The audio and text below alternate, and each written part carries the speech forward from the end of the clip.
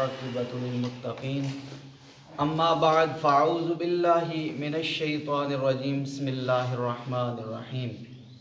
قابل صد احترام بزرگوں، دوستوں اور عزیز بچوں، جو باتیں میں کرنا چاہتا تھا وہ طاہر صاحب نے کر دی ہیں، اور میرے بارے میں جو انہوں نے کہا ہے میں بہرحال اس کا اہل نہیں ہوں، لیکن پھر بھی اللہ کریم ان کی عمر میں اور ان کے علم میں اضافہ فرمائے، اور وہ تمام احباب جو اس درس قرآن میں شریک ہوتے ہیں اللہ کریم ان کے دینی اور دنیاوی معاملات آسان فرمائے۔ آج کا ہمارا درس قرآن آیت نمبر 57 سے شروع ہوگا۔ اللہ کریم نے ارشاد فرمایا وَظَلَّلْنَا عَلَيْكُمُ الْغَمَامَ وَأَنزَلْنَا عَلَيْكُمُ الْمَنَّ وَالسَّلْوَىٰ كُلُوا مِن طَيِّبَاتِ مَا رَزَقْنَاكُمْ وَمَا ظَلَمُونَا وَلَٰكِن كَانُوا أَنفُسَهُمْ يَظْلِمُونَ، اور ہم نے سایہ کر دیا تم پر بادل کا، اور ہم نے نازل کیا تم پر من و سلوہ، اور کھاؤ پاکیزہ چیزوں میں سے جو ہم نے تمہیں دے رکھی ہیں، اور انہوں نے ہم پر کوئی زیادتی نہیں کی بلکہ وہ اپنے آپ پر زیادتی کرتے رہے۔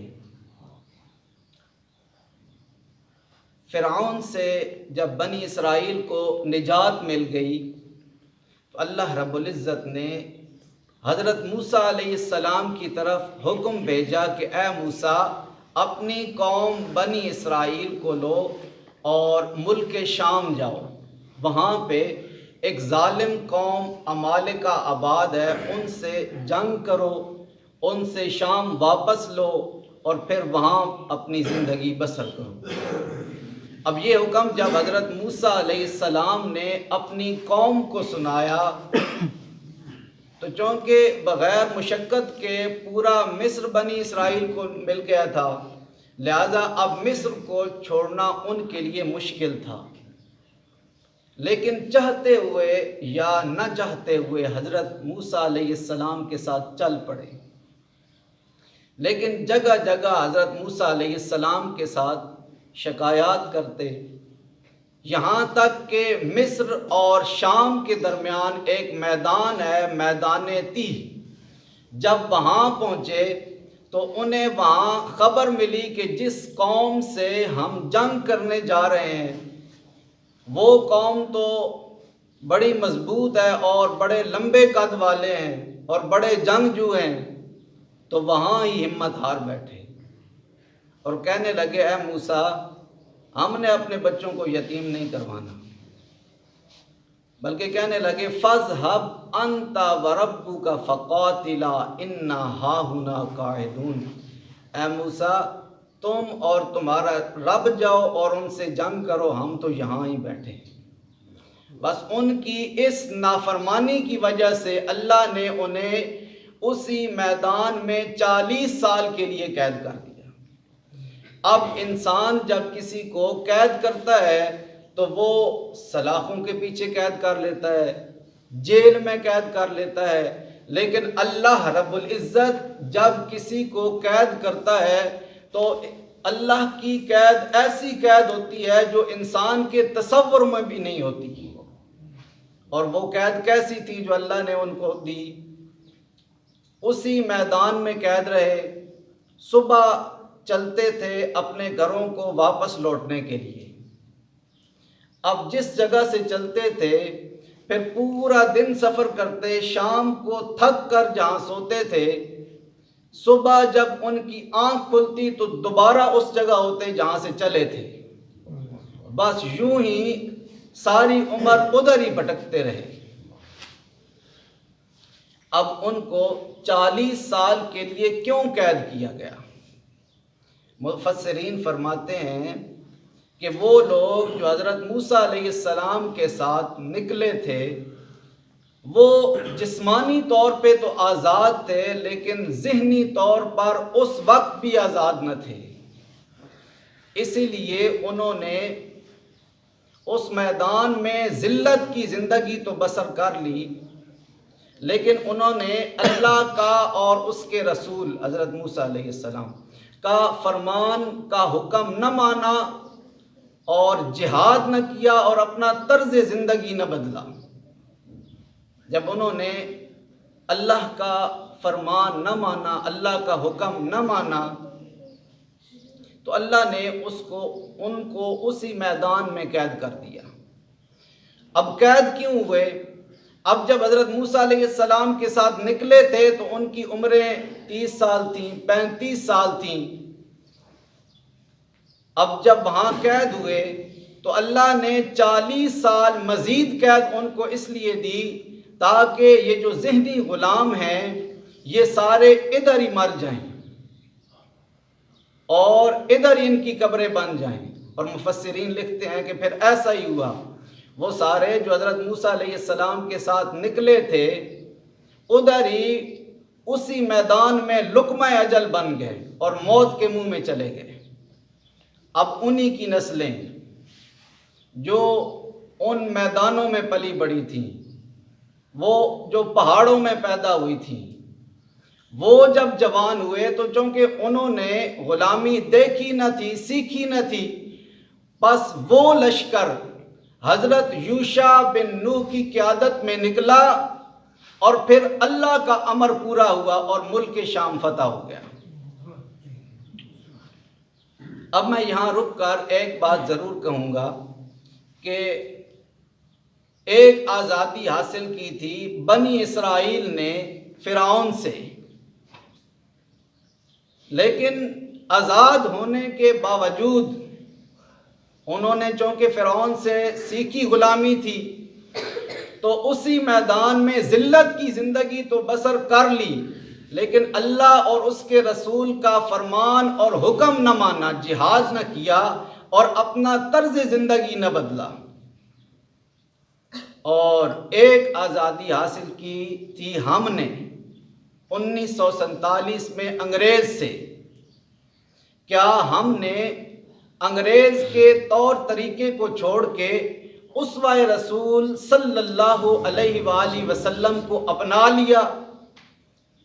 اور کیا ہم نے اللہ کے محبوب صلی اللہ علیہ وآلہ وسلم کے سینہ اطہر پہ اترنے والی کتاب قرآن مجید کو پڑھنا، سننا اور اس پہ عمل کرنا شروع کر دیا؟ قرآن کریم پہ ہم نے عمل تو ایسا کیا کہ اب یہ رمضان کا مہینہ ہے اور قرآن کریم پڑھنے کا مہینہ ہے۔ اللہ نے فرمایا شہر رمضان الذی انزل فیہ القرآن، یہ وہ ماہ مقدس ہے جس میں قرآن کریم نازل ہوا۔ اب اس مہینے میں ہم نے قرآن کریم پڑھنا تھا، سننا تھا اور اس پہ عمل کرنا تھا، اور ہم نے اس کو کمائی کا ذریعہ بنا لیا۔ اور جو چیز رمضان سے پہلے 100 روپے کی تھی وہ رمضان المبارک میں 400 روپے کی کر دی گئی۔ کیا ہم نے اللہ کے فرمان پہ یہی عمل کیا؟ اور ہماری ذلت کا سبب بھی یہی ہے۔ علامہ اقبال رحمۃ اللہ تعالیٰ علیہ نے کہا تھا وہ معزز تھے زمانے میں مسلمان ہو کر اور ہم خوار ہوئے تارک قرآن ہو کر۔ یاد رکھیں اسوہ رسول صلی اللہ علیہ وآلہ وسلم کو جس دن آپ نے اپنا لیا اور جس دن اللہ کے محبوب صلی اللہ علیہ وآلہ وسلم کے سینہ اطہر پہ اترنے والی کتاب قرآن مجید کو آپ نے پڑھنا، سننا اور اس پہ عمل کرنا شروع کر دیا، اور عشق محمدی صلی اللہ علیہ وآلہ وسلم کی شمع آپ نے صرف اپنی زبان سے یا نعروں سے نہیں بلکہ عشق رسول صلی اللہ علیہ وآلہ وسلم کی شمع آپ نے اپنے عمل اور کردار سے جلا لی۔ اس دن اللہ رب العزت امت مسلمہ کو اور ہمیں اللہ عزتیں بھی عطا فرمائے گا، اللہ کریم ہمیں عروج بھی عطا فرمائے گا، کیونکہ کی محمد سے وفا تو نے تو ہم تیرے ہیں، یہ جہاں چیز ہے کیا لوح و قلم تیرے ہیں۔ آگے فرمایا وَأَنزَلْنَا عَلَيْكُمُ الْمَنَّ وَالسَّلْوَىٰ، اور ہم نے تم پر من و سلوہ نازل کیا۔ من سے مراد قدرتی شکر تھی، تھے تو نافرمان، لیکن حضرت موسیٰ علیہ السلام کی امت تھی، ہر نبی کو اپنی امت سے بڑا پیار تھا، اور پھر امام الانبیاء صلی اللہ علیہ وآلہ وسلم کی تو کیا ہی بات ہے۔ تو آپ نے دعا کی تو اسی میدان میں ان کے لیے من و سلوہ اترتا تھا۔ من کیا تھا؟ یہ قدرتی شکر تھی، اور رات کو شبنم کی طرح پودوں کے اوپر برستی تھی، اور صبح یہ اس شکر کو ان پودوں سے اتار کے کھا لیتے تھے۔ اور سلوہ سے مراد بھونا ہوا بٹیر تھا، یہ شام کو ان کے لیے اترتا تھا۔ یہ دونوں آسمانی نعمتیں بنی اسرائیل کے لیے اترتی تھیں، یہ کھاتے تھے۔ ان کے ذمہ کیا تھا؟ ان کے ذمہ صرف صبر کرنا اور شکر کرنا۔ صبر کیا تھا؟ کہ جو کچھ ملا روز کا روز کھا لینا، کچھ بچا کے نہ رکھنا، اور جو نعمتیں دی گئی ان پہ شکر کرنا۔ لیکن انہوں نے بے صبری کی، جو انہیں دیا جاتا اس کو سنبھال کے رکھ لیتے، اس کو چھپا لیتے، اور ناشکری کیا کرتے؟ کہتے اے موسیٰ، ہم یہ جو آسمانی نعمتیں روزانہ آتی ہیں، ہم یہ کھا کھا کے تھک گئے ہیں، اب ہمیں کوئی زمینی چیزیں لا کے دو، ہمیں کوئی دال لا کے دو، ہمیں کوئی آٹا لا کے دو۔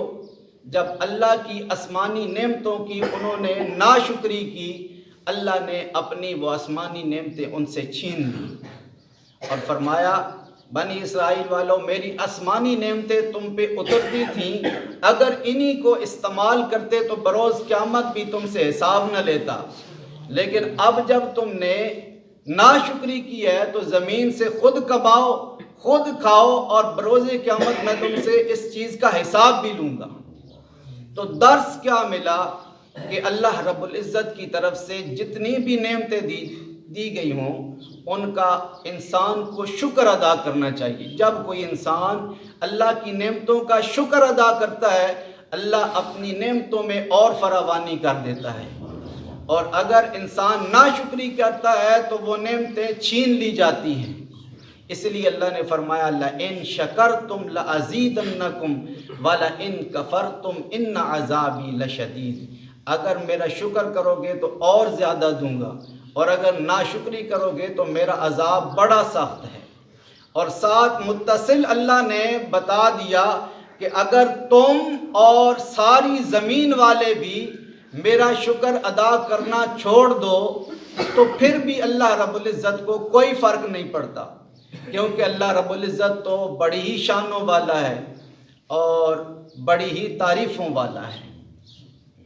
آگے اللہ نے فرمایا وَإِذْ قُلْنَا ادْخُلُوا هَٰذِهِ الْقَرْيَةَ فَكُلُوا مِنْهَا حَيْثُ شِئْتُمْ رَغَدًا وَادْخُلُوا الْبَابَ سُجَّدًا وَقُولُوا حِطَّةٌ نَغْفِرْ لَكُمْ خَطَايَاكُمْ وَسَنَزِيدُ الْمُحْسِنِينَ۔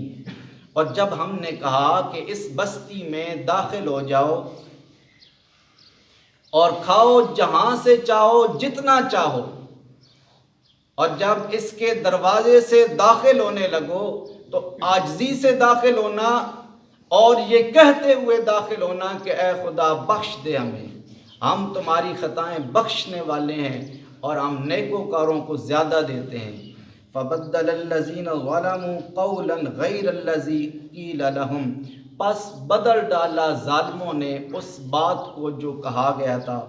فَأَنزَلْنَا عَلَى الَّذِينَ ظَلَمُوا رِجْزًا مِّنَ السَّمَاءِ بِمَا كَانُوا يَفْسُقُونَ، پس ہم نے ان ستم پیشہ لوگوں کے اوپر آسمان سے عذاب نازل کیا بوجہ اس کے کہ وہ نافرمانی کرتے تھے۔ اب وہ لشکر جو حضرت یوشع بن نون کی قیادت میں میدان تیہ سے نکلا تھا، وہ ابھی شام کے اندر داخل نہ ہوا تھا کہ اللہ رب العزت نے اس لشکر کا رعب اس ظالم قوم کے دل میں ڈال دیا، اور وہ ظالم قوم بغیر لڑے ہی اس لشکر کے رعب سے سارا شام چھوڑ کے وہاں سے چلی گئی۔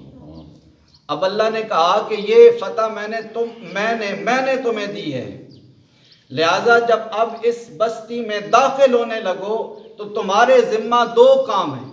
ایک تو تم نے تکبر سے داخل نہیں ہونا بلکہ عاجزی سے داخل ہونا ہے، اور دوسرا ہم سے بخشش طلب کرتے ہوئے داخل ہونا۔ لیکن ان ظالموں نے اللہ کے ان دونوں حکموں کی کوئی پرواہ نہ کی، اور کہا گیا تھا کہ عاجزی سے داخل ہونا، تو وہ سرینوں کے بل گھسٹتے ہوئے داخل ہوئے۔ اللہ کے احکامات کے انہوں نے مذاق اڑایا، اور اللہ نے کہا تھا کہ حتتن، یہ کلمہ استغفار ہے، یعنی توبہ کرتے ہوئے داخل ہونا، معافیاں مانگتے ہوئے داخل ہونا۔ وہ کہتے ہوئے داخل ہوئے حنتتن، یعنی گندم۔ اب ہمیں وہ نعمتیں نہیں چاہیے بلکہ ہمیں گندم چاہیے۔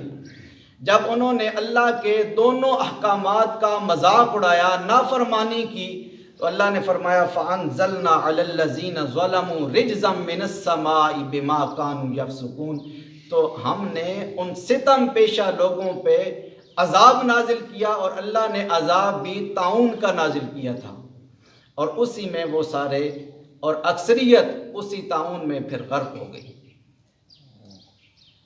اب ان بنی اسرائیل والوں کا طریقہ کیا تھا؟